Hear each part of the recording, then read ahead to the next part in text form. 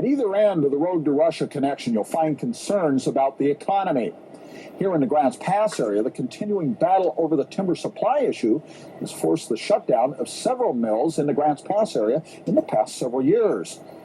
And that's cast a cloud of concern over the area's economic future. But that's similar to some of the concerns that are in the Russian city of Rubtsovsk, GrantsPass' sister city. Perestroika, the restructuring of the Soviet economy, has workers concerned there as well. This is the final assembly line for the Altai tractor factory. More than 21,000 men and women produce one of the Soviet Union's most famous industrial trademarks here, the Challenger tractor. The Altai factory forms the economic backbone of Rubtsovsk. Each year, the Altai plant produces some 30,000 farm and logging tractors. But the changing economy of the Soviet Union presents some problems for plant managers who can no longer count on parts or materials from other Soviet plants. Many plants that were once obligated to supplying Soviet factories are now looking abroad for trading partners and new technology. The Altai tractor plant has also spawned some other industries in Rubtsovsk. Nearly 6,000 men and women are employed at the Rubtsovsk Tractor Machine Company. This company produces plows and other farm implements. Another key industry is a plant that makes generators and electric motors. Many are used in the production of tractors. Others are exported, bringing badly needed cash into the Soviet economy. One company in Rubtsovsk that is making progress in modernization is this furniture factory. Company officials say they'd like to be able to produce solid wood furniture, but the equipment and technology is only available from Europe.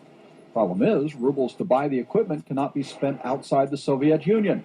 So company officials are attempting to trade products for technology. So usually now, when we find a partner, the partner gives us that raw material we need and like a certain amount I need, but then he asks for furniture. Another key industry in Rubtsovsk is the construction trade, but it's an industry bothered perhaps more than any other by shortages. When the GrantsPass delegation was taken to a building project, no workers were at the site. We were told that the crane was not operating due to a shortage of gasoline and no concrete was available. But the shortage of workers is also a problem, serious enough that one project employs jail inmates.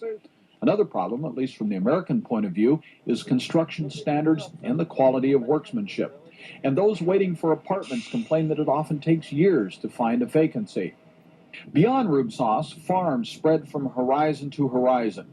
30 years ago, this almost flat region was a grassy plain, but an intensive tree planting effort has produced row upon row of birch forest, protecting the land against winds which would carry away soil or precious winter snows needed to help water the crops in the spring.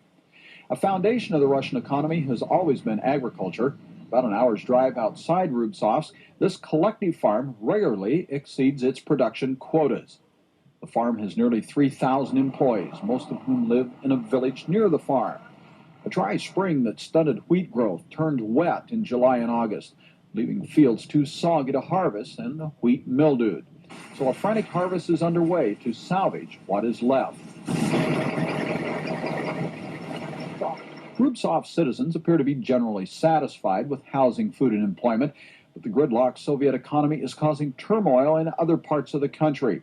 The American delegation was confronted by this demonstration upon their arrival at a Moscow hotel.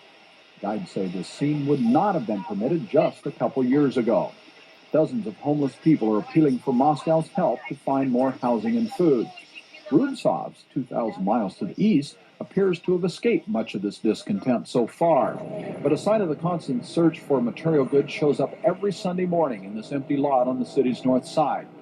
Rubtsovsk residents call this the black market. To the American delegation, it resembles a weekend flea market. It's difficult to say just where the present and future economic changes will take the people of Rubtsovsk and the Soviet Union.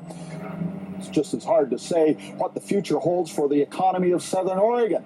In both places, the social changes are coming along with economic changes. When we come back, we'll take a further look at life in a Soviet city, and we'll even go to school with some Soviet school children as our trip from the road to Russia continues.